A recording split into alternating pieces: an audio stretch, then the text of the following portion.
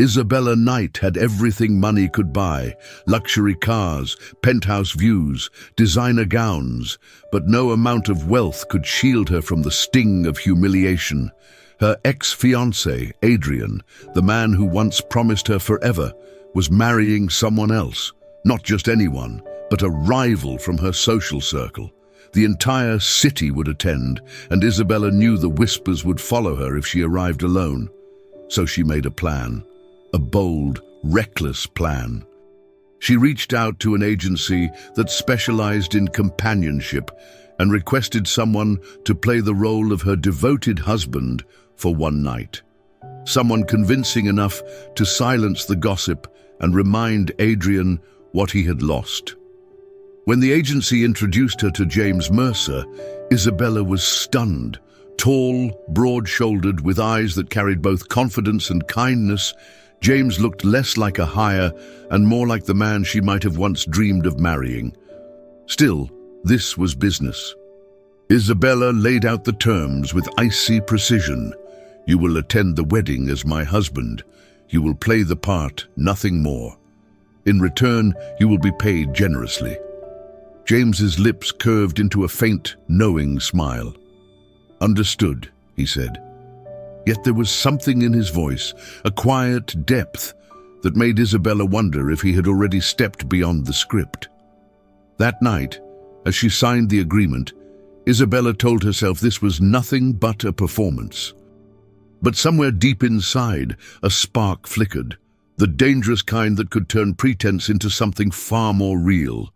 The day of the wedding arrived, draped in extravagance. Crystal chandeliers glimmered above the ballroom, violins hummed in the background, and every guest wore an expression sharpened by curiosity. Adrian's wedding was not just a union, it was a spectacle designed to display wealth and power. Isabella stepped out of the sleek black car with James at her side. She wore a gown of midnight silk, her hair cascading in perfect waves. But it wasn't her dress that stole the room's attention. It was the way James held her hand, the subtle curve of protectiveness in his stance. For all the world to see, he wasn't an escort or a stranger. He was her husband. As they entered, whispers rippled across the crowd. "She remarried," someone murmured, "and to him..." Another voice followed, filled with disbelief. Adrian, standing near the altar, faltered for the briefest moment when his gaze fell on Isabella's companion. James leaned closer, his voice low and steady. "They're watching. Smile like I just told you a secret." Isabella obeyed, her lips curving into a smile so radiant it made the whispers deepen. For the first time, she felt the power shift in her favor. The ache of betrayal softened under the weight of this new illusion. Throughout the evening, James played his role flawlessly. He adjusted her chair, brushed his hand gently along her back, and looked at her with eyes that seemed to hold genuine affection. Every gesture was deliberate, yet unsettlingly real. Isabella, who had sworn this was nothing but theater, felt her pulse quicken under his gaze. She reminded herself it was all pretend, yet as James raised her hand to his lips in a gesture that drew gasps from the onlookers, she wondered if the act was convincing her most of all. The music swelled, violins weaving a delicate melody across the ballroom as couples filled the dance floor. Isabella had hoped to remain at the table, quietly sipping champagne and letting her presence alone strike the intended blow. But James rose smoothly from his chair and extended his hand toward her. "May I have this dance, Mrs. Mercer?" he asked, his voice low enough that only she could hear. Her heart skipped, caught between the absurdity of the role they played and the strange thrill in his tone. She placed her hand in his, allowing him to lead her toward the polished floor. Gasps followed them, whispers about the mysterious new husband who seemed to adore her with every glance. The moment his arm wrapped around her waist, Isabella realized she had underestimated the danger of this arrangement. James moved with confident ease, guiding her across the floor as though they had danced together for years. His touch was steady, firm, yet respectful. And when his eyes locked with hers, it was as if the crowded room dissolved, leaving only the two of them. "You're doing this too well," she murmured, trying to mask the sudden warmth rushing to her cheeks. He gave a small smile, his breath brushing her ear. "Maybe I'm just committed to the role." But Isabella wasn't convinced. There was something unpracticed in the way he looked at her, something too genuine to be rehearsed. Each turn, each step, blurred the lines between act and reality. As the music slowed, James tightened his hold just slightly, his gaze never wavering. To the audience, they were a picture of perfect devotion. But to Isabella, the danger was clear. She wasn't just winning back her dignity in front of Adrian. She was losing her defenses to the man she had sworn was nothing more than a hired stranger. The dance ended, but the whispers it left behind lingered like perfume in the air. Isabella and James returned to their table, his hand resting lightly against the small of her back.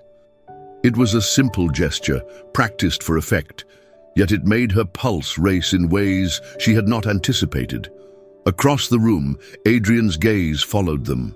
His bride laughed beside him, radiant in her ivory gown, but his eyes betrayed something colder, jealousy sharpened by disbelief. Isabella caught it, and for the first time in years, felt no pain. Instead, she savored the quiet satisfaction of knowing the man who had broken her heart now questioned the strength of his own choices. James poured her a glass of champagne, his movements unhurried, his composure flawless. He leaned closer. "He's watching again," he murmured. She lifted her glass, her smile poised. "Then let's give him a reason to look." They clinked their flutes lightly, the crystal chime catching attention. Around them, conversations hushed for a brief moment, as if the entire ballroom turned to study the mysterious couple. James met her gaze over the rim of his glass, and for a fleeting instant, it didn't feel like a performance at all. But as the night unfolded, Isabella found herself caught between two truths. On one hand, every gesture was calculated, his hand lingering on hers, his gaze steady, his laughter timed perfectly to match hers. On the other, there was an authenticity she couldn't explain. It was in the way his eyes softened when he looked at her, or how his smile seemed to appear not for the audience, but for her alone. The night was still young, yet Isabella sensed something dangerous stirring. This arrangement had been meant to protect her pride. Instead, it was beginning to unravel her heart. As the evening deepened, the ballroom glowed brighter, voices rising with the music and the clink of champagne glasses. Yet for Isabella, the weight of eyes following her every move grew heavier. She excused herself from the table, slipping toward the velvet-draped balcony for a breath of air. The cool night breeze swept against her skin, carrying away the stifling tension of the room. Moments later, she heard the soft tread of footsteps. James joined her, his presence steady, grounding. He leaned against the railing, his posture casual, but his eyes studied her with a quiet concern. "You're trembling," he said softly. She turned her gaze toward the city lights beyond the balcony. "It's not nerves," she lied, though the truth was far closer. Her heart was tangled in a storm she hadn't prepared for. James shifted slightly closer, his voice low, meant for her alone. "You're doing more than holding your own in there. They see a woman who is untouchable, and he..." His eyes flicked briefly back toward the ballroom. "He sees what he lost." The words should have satisfied her, but instead they left her restless. She hadn't hired James to soothe her heart, only to play a role. Yet the sincerity in his voice made it harder to keep the lines clear. Isabella met his gaze then, and for a breathless moment, neither spoke. The air between them pulsed with something unspoken, an energy that felt far too real to belong to an act. She broke eye contact first, her voice shaky. "Remember the terms, James. This ends tonight." He gave a faint smile, though there was sadness in it. Of course. But deep down, Isabella feared her words had come too late. Pretend had already begun to blur into truth. The guests gathered near the center of the ballroom, their chatter dimming as Adrian raised his glass to begin the traditional wedding toast. The chandeliers glittered above him, the golden light casting a halo that seemed almost theatrical. Beside him, his new bride glowed with carefully curated grace, her hand resting lightly on his arm. Isabella and James stood among the crowd, their presence impossible to ignore. Adrian's eyes flickered toward them as he began to speak, his words polished but sharp beneath the surface. "To love found and kept," he declared, his gaze lingering far too long on Isabella, "and to the choices that lead us to where we truly belong." A ripple of murmurs spread through the room. Isabella's jaw tightened, but before she could react, James lifted his own glass. His movement was calm, deliberate, cutting through the tension like a blade. "To love that endures," he said firmly, his voice carrying across the ballroom, "and to the strength of those who never forget their worth." The room fell into silence. Eyes darted between Adrian and James, the air thick with unspoken challenge. Isabella felt her chest tighten, not with fear, but with a strange rush of pride. In that single moment, James hadn't just defended her dignity, he had elevated her above the very stage where Adrian tried to diminish her. As the toast ended and the guests returned to their conversations, Isabella glanced at James. His expression was unreadable, but his hand brushed lightly against hers, as if to remind her she wasn't standing alone. The warmth of that small gesture unsettled her more than Adrian's words ever could. For the first time since the arrangement began, Isabella wondered if James wasn't just pretending, and worse, she feared she wasn't either. After the toast, the ballroom seemed to hum with new energy. The orchestra struck a brighter tune, couples swept onto the floor, and glasses of champagne sparkled in the light. Yet Isabella felt her world narrow, the noise fading as her thoughts tangled around the man standing at her side. James played his role impeccably. He spoke politely with guests, laughed at their practiced jokes, and moved through the room with the calm assurance of someone born into it. But Isabella knew better. He wasn't one of them, and yet, somehow, he carried himself as though he belonged more than any of the self-important men crowding the chandeliers. She watched him too closely, perhaps. At one point, their eyes met across the room, and the moment stretched longer than it should have.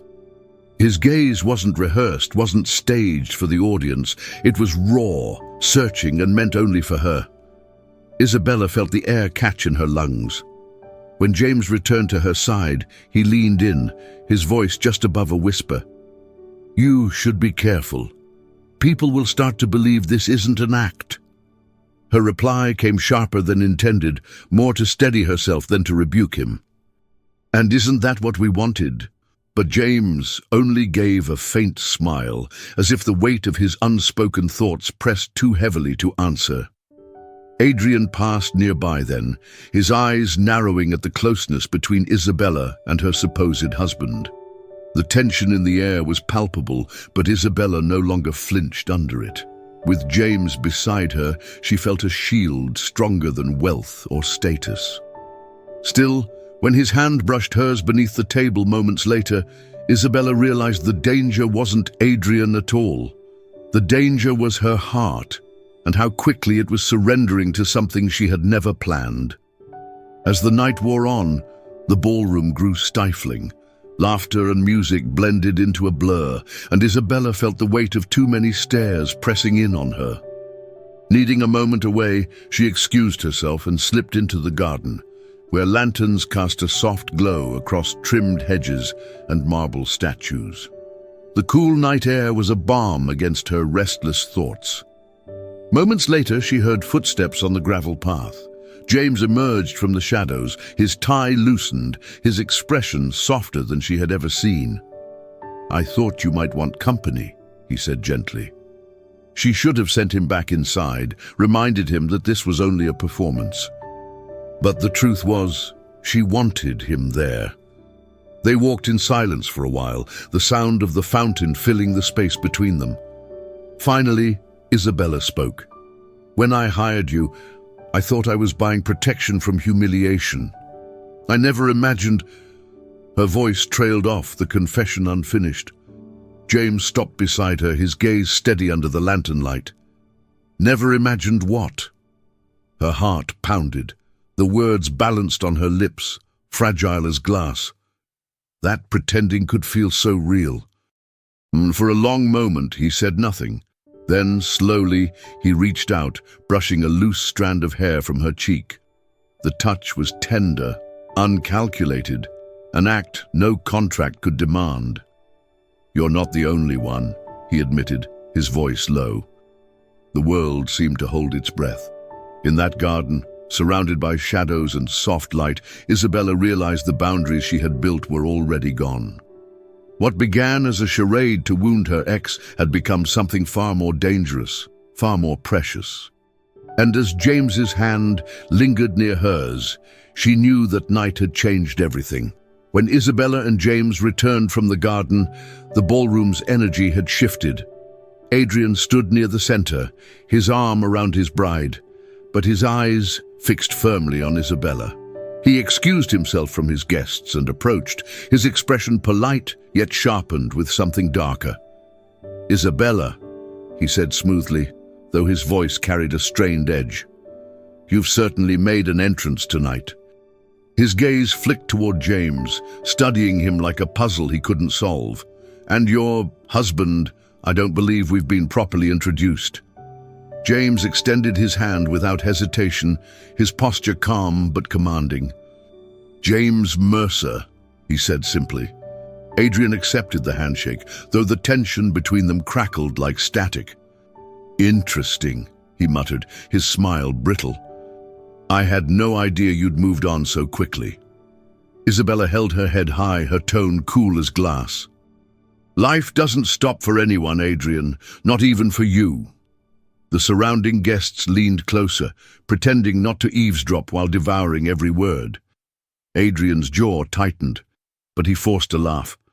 "Well then, congratulations." Yet the bitterness in his eyes betrayed his composure.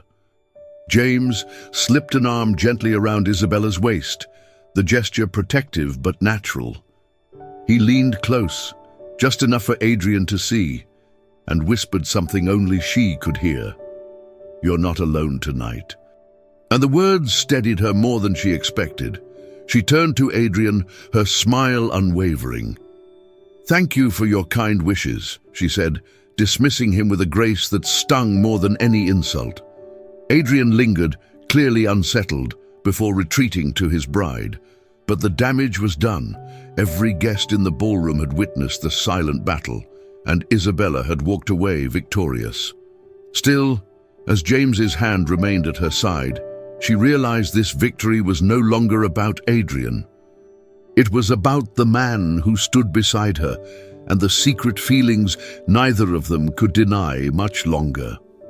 The music resumed, violins filling the air once more, but Isabella hardly heard them. Her pulse still raced from the confrontation, her body keenly aware of James's hand resting gently at her side. When the guests drifted back into their chatter, James leaned close, his breath warm against her ear. "You handled that with more strength than most people could," he said softly. Isabella turned her head, her eyes locking with his.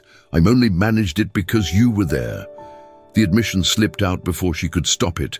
For a heartbeat, the world seemed to freeze around them. James's expression shifted, his practiced composure cracking as something raw flickered in his gaze. They moved back toward their table, but Isabella felt the shift between them, an invisible current pulling tighter. She tried to steady herself with champagne, though the glass trembled faintly in her hand. Across from her, James studied her with an intensity that left her breathless. At one point, a guest asked how long they had been married. James answered without hesitation, his voice firm and warm. 3 years, he said, glancing at Isabella with a smile so convincing that even she forgot, for a moment, It was a lie. The guest beamed, satisfied, and wandered off. But Isabella remained still, her heart pounding. She leaned toward James, whispering urgently, "Why did you say that?" His eyes softened, his voice barely above the music. "Because when I looked at you, it felt true." The words struck her like a spark to dry wood. She should have brushed them off as part of the act, another well-played move. But deep down, she knew better.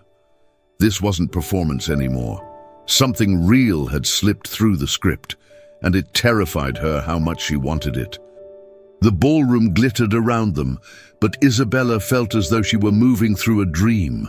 Every laugh, every clink of crystal seemed distant compared to the closeness of James at her side. She had thought this arrangement would be simple, a mask to hide behind for one night. Yet the mask was dissolving, and the truth beneath it was far more dangerous. Later in the evening, as the orchestra played a slower melody, James guided her gently back onto the dance floor. She resisted at first, her heart unsteady, but his hand on hers was steady, reassuring. "Just one more," he whispered. They moved together, her gown sweeping across the polished marble, his steps sure and protective. This time, however, the audience around them faded completely. Isabella no longer danced for Adrian's jealousy or for society's whispers. She danced because being in James's arms felt like the safest place in the world. Her chest tightened as she looked up at him, her voice trembling. "You're making this too hard." James's brow furrowed. "Too hard?" "Yes," she whispered. "To remember that this is pretend." For a moment his grip faltered. Then his eyes softened, his expression unguarded. "Isabella." He didn't finish, but the weight of her name on his lips was enough. They circled the floor, the silence between them thick with everything unspoken. Around them, guests watched with envy, convinced they were witnessing a couple deeply in love. And perhaps, Isabella thought, they weren't entirely wrong. When the music ended, James held her gaze a heartbeat longer than propriety allowed. The moment was fragile, dangerous, and utterly undeniable. Isabella knew then that the boundary she had built between performance and reality had already crumbled. And though she feared the consequences, she no longer wanted to rebuild it. The night had thinned, the wedding's brilliance dimming as guests departed in clusters of laughter and farewells. Yet Isabella and James remained, lingering at their table as though neither dared to break the fragile spell between them. Adrian and his new bride were lost in a whirl of congratulations, but Isabella hardly noticed anymore. The only thing she felt was the quiet gravity of James beside her. When the crowd grew sparse, James leaned close, his hand brushing hers beneath the table. The touch was subtle, but it ignited something that words could no longer conceal. Isabella turned, her breath catching at the nearness of his face, the intensity in his eyes. "You don't have to keep pretending," she whispered, unsure if she was warning him or herself. He studied her for a long moment, his jaw tight with restraint. Then, finally, he bent closer, his voice a murmur meant only for her. "I love you." The words pierced the air, soft but irrevocable. Isabella froze, her heart hammering, every defense she had so carefully constructed shattering at once. She searched his eyes, expecting to find a hint of performance, some trace of the role he had been hired to play. But there was nothing rehearsed there, only truth, raw and unshakable. For the first time all night, Isabella had no reply. The woman who had orchestrated this charade to protect her pride now found herself vulnerable, undone by a confession she had never asked for, but secretly longed to hear. The ballroom around them blurred, the flicker of chandeliers fading into insignificance. In that moment, there was no contract, no scheme, no audience. There was only James, and the three words that changed everything. The final hours of the wedding faded into silence, leaving only the faint glow of candles and the echo of music long stilled. Isabella and James stepped outside into the cool night air, the garden bathed in silver moonlight. For the first time that evening, there were no eyes watching them, no whispers following their every move. She turned to him, her heart still reeling from the words he had spoken. "You weren't supposed to say that," she whispered, her voice trembling. James's gaze held hers, steady and unflinching. "Maybe not, but I couldn't leave tonight without telling you the truth." Her mind warred with itself, reminding her of the contract, of the boundaries she had set, of the pride she had wanted to protect. But her heart betrayed her, surging forward, unwilling to pretend any longer. "And what if I told you," she said softly, "that somewhere between the lies, I began to want it to be real?" For a moment, neither moved. Then James stepped closer, his hand cupping hers, rough from work yet impossibly gentle. "Then we stopped pretending," he replied. The mansion behind them, with all its grandeur and ghosts, no longer mattered. The story she had crafted to prove herself to Adrian had ended, but a new one was beginning, one written not for an audience, but for them alone.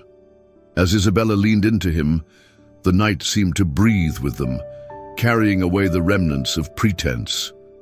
What began as a charade ended as something unshakable, a love neither of them had expected, yet both had silently longed for.